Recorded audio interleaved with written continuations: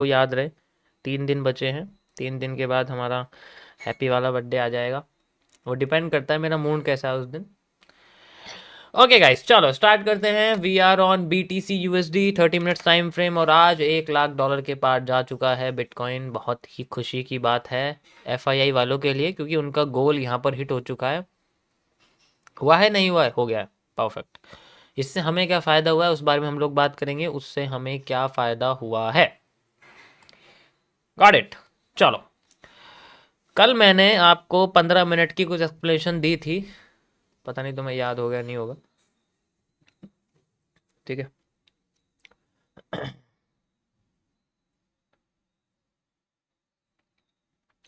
चलो guys start करें।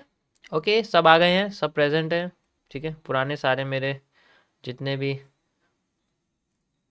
Peoples हैं, माय फ्यूचर एनालिस्ट, सारे तैयार हैं समझने के लिए आज का टॉपिक और आज का कंटेंट। Everything is important. अब फेज़ 3 को यहाँ पर जो है मैंने कल आपको एक ऐसा कुछ स्ट्रक्चर बना के दिखाया था, अगर आपको याद होगा। Got it, got it. तो ये एक नीचे एक लाइन आपको देख रही होगी, एक जो है एक लाइन है और साथ में ये पूरा का पूरा रिवर्सल एरिया है। 50% वाला भी है और 100% वाला भी है, साथ में सारा का सारा एरिया आप देख सकते हो। तो मार्केट ने अपने आप को इस जगह से रिवर्स करा है। ये 4CP का कैंडलस्टिक पैटर्न है, ठीक है। यहाँ अगर आप देखोगे इनसाइड कैंडल और ये वाला जो है कैप्चर है और ये यहाँ बना हुआ है एग्जैक्ट हमारे इस जगह पर। अगर आप देखोगे ये जो है, ठीक है, जो ये वाला जो हिस्सा है, अगर आप यहाँ देखोगे इस जगह पर बना हुआ है, यानी कि ये सेंट्रल जोन के वॉल्यूम बर्स्ट पे बना हुआ है। किस पे? सेंट्रल जोन के वॉल्यूम बर्स्ट के अंदर बना हुआ है। वॉल्यूम बर्स्ट मतलब वही एरिया जो कल मैंने आपको समझाया था, ध्यान से देख सकते हो। सेंट्रल जोन के वॉल्यूम बर्स्ट पर ये बना हुआ है, क्योंकि सेंट्रल जोन पे कोई भी बुलिश पैटर्न नहीं है, कोई भी एनगल्फिंग नहीं है। इंपॉर्टेंट एनगल्फिंग होती है तो वो नहीं आई। जैसा जैसा कल मैंने आपको एक्सप्लेन किया था कि कमज़ोर कौन हो रहा है और पावरफुल कौन हो रहा है, अब आपको आपके सामने रिजल्ट है, आप देख सकते हो। इससे बढ़िया प्रूफ मैं नहीं दे सकता आप लोगों को। बेस्ट जिसे कहते हैं हम लोग। याद आया कुछ? ये है रिजल्ट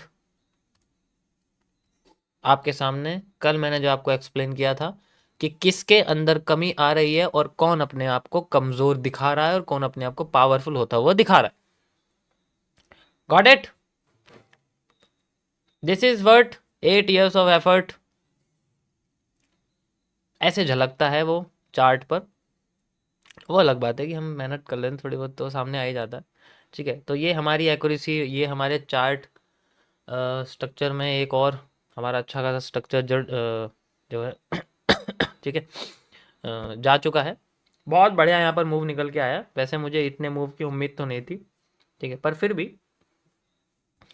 थोड़ा बहुत सोच ही रहे थे शायद, क्योंकि रेंज एनालिसिस के हिसाब से कल मैंने आपको इसमें करके बताया था। अगर आप देखोगे कल, याद है ना सबको, मैंने रेंज एनालिसिस करके यहाँ कुछ बताया था कि कितना टाइम यहाँ बचा है अगर मैं एज ए मार्केट के सेंट्रल एरिया को समझता हूँ, ठीक है। मैंने गोल्ड में ही बताया था, इसमें ही बताया था, समय बताया था। गोल्ड का मैं कल गोल्ड की स्ट्रीम पे बताऊंगा, कल मैं गोल्ड की स्ट्रीम पे आऊँगा, उसमें बताऊंगा गोल्ड का, अभी नहीं बताऊंगा, ठीक है। तो इसमें बहुत बढ़िया मूव निकल गया है। जैसे कि कल आपको मैंने एक्सप्लेन किया था कि यहाँ पर सेलिंग जो है वो हमें पावरफुल होती हुई दिखा रही है ना भाई। सेलिंग जो है वो हमें पावरफुल होती हुई दिखा रही थी और फिर हमें बाइंग जो है वो अपने आप को कमजोर होती हुई दिखा रही है। Got it, got it. चलो स्टार्ट करते हैं, आगे चलते हैं, ठीक है। ओके, सो इस जगह पर अब मार्केट अपने आप को सुपर बुलिश कर चुकी है। सुपर बुलिश का मतलब क्या होता है? What is super bullish? Super bullish का मतलब होता है एक वो कंडीशन जो लार्जर टाइम फ्रेम पर मार्केट में ओवर बॉट कंडीशन के बाद हैवी बॉट कंडीशन को क्रिएट कर दे। ऐसी मार्केट को हम लोग सुपर नहीं, सुपर बुलिश मार्केट कहते हैं, ठीक है।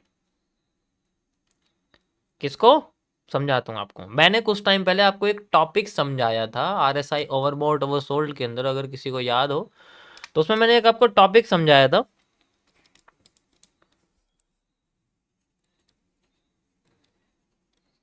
हैवी बॉट, है ना, और हैवी सोल्ड के बारे में, याद है ना? यस।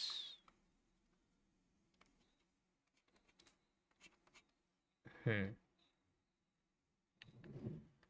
अब इसमें थोड़ा सा ये होता है कि जो हैवी बॉट होती है वो ये होती है कि अगर मार्केट किसी बड़े टाइम फ्रेम पर, जैसे कि बड़े टाइम फ्रेम का मतलब होता है, बड़े टाइम फ्रेम का मतलब होता है कि जिसके पैटर्न को कंप्लीट होने में कम से कम किसी नॉर्मल चार्ट पैटर्न को कंप्लीट होने में, भाई एक चार्ट पैटर्न का, अभी मैं आपको बहुत सारी चीज़ें बताऊंगा कि कितने चार्ट पैटर्न्स को हम आइडेंटिफाई कर सकते हैं कि वो कितने टाइम में बन सकता है उसके बेसिस पर। जैसे अगर मैं बोलूँ कि भाई मुझे किसी भी चार्ट पैटर्न को, मैं कोई भी चार्ट पैटर्न आपके सामने ड्रॉ कर दूं, जैसे कि भाई पीनेंट है, ठीक है, जैसे कि फ्लैग है, ठीक है, जैसे कि चैनल्स हैं, ठीक है, जैसे कि हेड एंड शोल्डर्स हैं इन्वर्टेड और नॉर्मल वाले, ठीक है। तो ये जितने भी चार्ट पैटर्न्स हैं, मैं आपसे बोलूं कि भाई मेरे पास इतना टाइम नहीं है, मुझे 2 घंटे के अंदर इनमें से अगर कोई चार्ट पैटर्न बन जाए तो मैं उसे सॉल्व कर सकता हूँ, मेरे पास इतना टाइम है, तो क्या करूंगा मैं, कौन सा टाइम फ्रेम लूंगा, मैं छोटा लूंगा, है ना, बिल्कुल छोटा लूंगा।